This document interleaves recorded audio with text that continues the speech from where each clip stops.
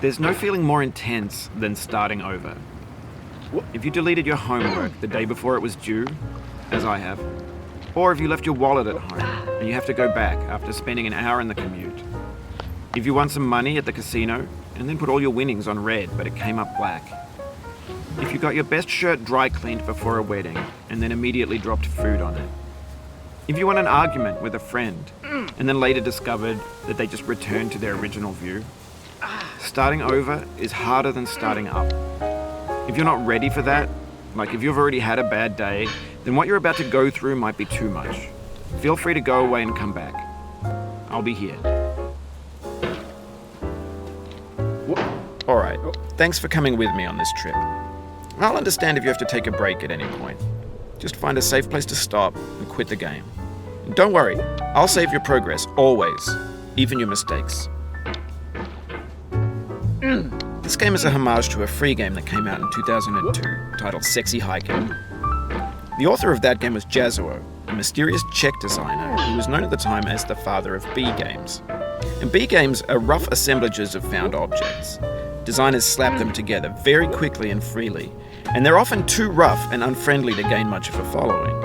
They're built more for the joy of building them than as polished products. In a certain way, Sexy Hiking is the perfect embodiment of a B game. It's built almost entirely out of found and recycled parts, and it's one of the most unusual and unfriendly games of its time. In it, your task is simply to drag yourself up a mountain with a hammer. And that act of climbing, in the digital world or in real life, has certain essential properties that give the game its flavor. No amount of forward progress is guaranteed. Some cliffs are too sheer or too slippery. And the player is constantly, unremittingly in danger of falling and losing everything. Anyway, when you start Sexy Hiking, you're standing next to this dead tree that blocks the way to the entire rest of the game. It might take you an hour to get over that tree, and a lot of people never got past it. You prod and you poke at it, exploring the limits of your reach and your strength, trying to find a way up and over. And there's a sense of truth in that lack of compromise. Most obstacles in video game worlds are fake. You can be completely confident in your ability to get through them once you have the correct method or the correct equipment or just by spending enough time. In that sense, every pixelated obstacle in Sexy Hiking is real. The obstacles in Sexy Hiking are unyielding, and that makes the game uniquely frustrating. But I'm not sure Jazuo intended to make a frustrating game. The frustration is just essential to the act of climbing, and it's authentic to the process of building a game about climbing. A funny thing happened to me as I was building this mountain. I'd have an idea for a new obstacle, and I'd build it, test it, and it would usually turn out to be unreasonably hard. But I couldn't bring myself to make it easier. It already felt like my inability to get past the new obstacle was my fault as a player rather than as a builder. Imaginary mountains build themselves from our efforts to climb them, and it's our repeated attempts to reach the summit that turns those mountains into something real. When you're building a video game world, you're building with ideas, and that can be like working with quickset cement. You mold your ideas into a certain shape that can be played with, and in the process of playing with them, they begin to harden and set until they're immutable, like rock. And at that point, you can't change the world, not without breaking it into pieces and starting fresh with new ideas. For years now, people have been predicting that games would soon be made out of prefabricated objects, bought in a store and assembled into a world. And for the most part, that hasn't happened, because the objects in the stores are trash. I don't mean they look bad or that they're badly made, although a lot of them are. I mean they're trash in the way that food becomes trash as soon as you put it in the sink. Things are made to be consumed and used in a certain context, and once the moment is gone, they transform into garbage. In the context of technology, those moments pass by in seconds. Over time, we've poured more and more refuse into this vast digital landfill that we call the internet. It now vastly outnumbers and outweighs the things that are fresh and untainted and unused. When everything around us is cultural trash, trash becomes the new medium, the lingua franca of the digital age. And you can build culture out of trash. But only trash culture. B games, B movies, B music, B philosophy. Maybe this is what digital culture is. A monstrous mountain of trash, the ash heap of creativity's fountain. A landfill with everything we ever thought of in it. Grand, infinite, and unsorted.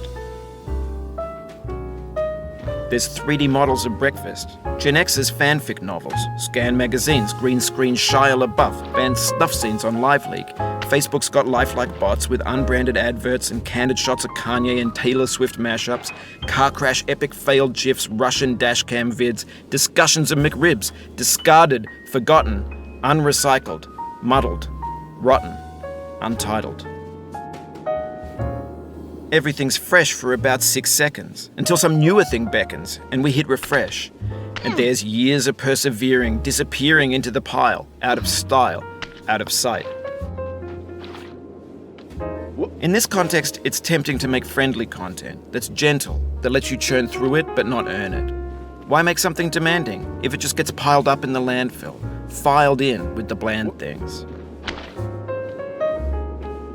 When games were new, they wanted a lot from you. Daunting you, taunting you, resetting and delaying you. Players played stoically. Now everyone's turned off by that. They want to burn through it quickly, a quick fix for the fickle, some tricks for the clicks of the feckless. But that's not you, you're an acrobat. You could swallow a baseball bat. Now I know, most likely you're watching this on YouTube or Twitch, while some dude with 10 million views does it for you. Like a baby bird being fed chewed up food. That's culture too. But on the off chance that you're playing this, what I'm saying is, trash is disposable, but maybe it doesn't have to be approachable. What's the feeling like? Are you stressed? I guess you don't hate it if you got this far. Feeling frustrated? It's underrated.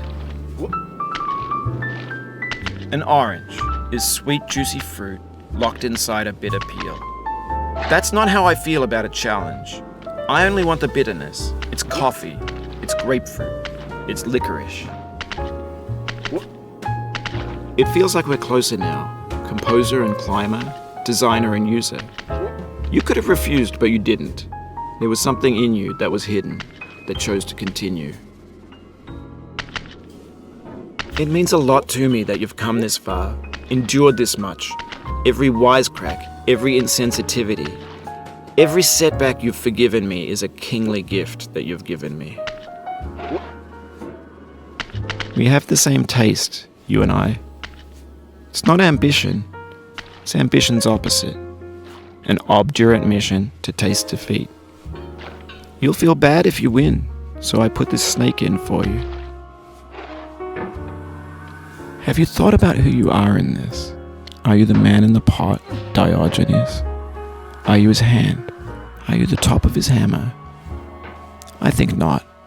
Where your hand moves, the hammer may not follow, nor the man, nor the man's hand. In this you're his will, his intent, the embodied resolve in his uphill ascent. Now, you've conquered the ice cliff, the platforms, the church, and the rectory, the living room and the factory, the playground, the construction site, the granite rocks, and the lakeside. You've learned to hike. There's no way left to go but up, and in a moment I'll shut up. But let me say, I'm glad you came. I dedicate this game to you, the one who came this far. I give it to you with all my love.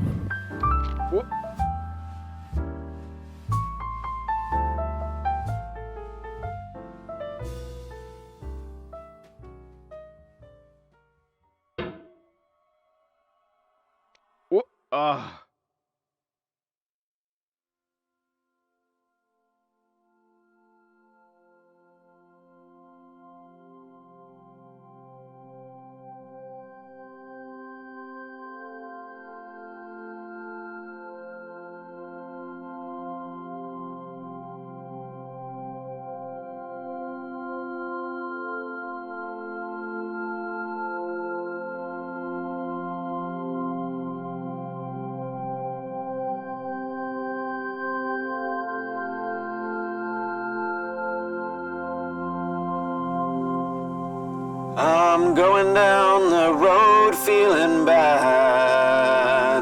I'm going down the road feeling bad. I'm going down this road feeling bad. And I ain't gonna be treated this away. I'm going where the chill wind never blows. Lord, I'm going where that chill wind never blows. I'm going where that chill wind never blows. And I ain't gonna be treated this away.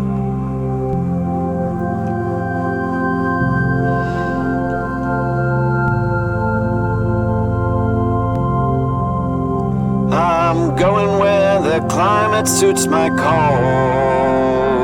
I'm going where my cauldron's never cold. I'm going where the climate suits my cauldron. I ain't gonna be treated this away.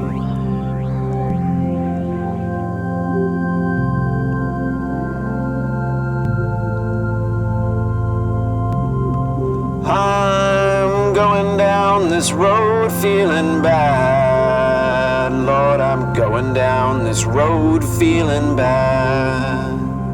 I'm going down this road feeling bad. And I ain't gonna be treated this away. Way.